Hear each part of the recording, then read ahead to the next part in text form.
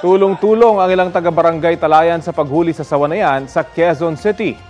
Pumulupot pa ang 10 talampakang sawa sa Kalaykay bago tuluyang nahawakan ang ulo nito. Kwento ng isang eco-aid, naglilinis sila sa garden ng barangay nang makita ang sawa.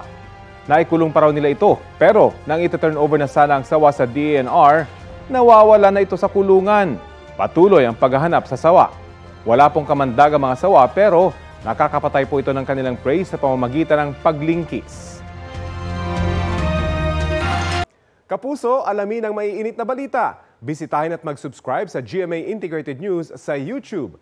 Sa mga kapuso abroad, samahan nyo kami sa GMA Pinoy TV at sa www.gmanews.tv.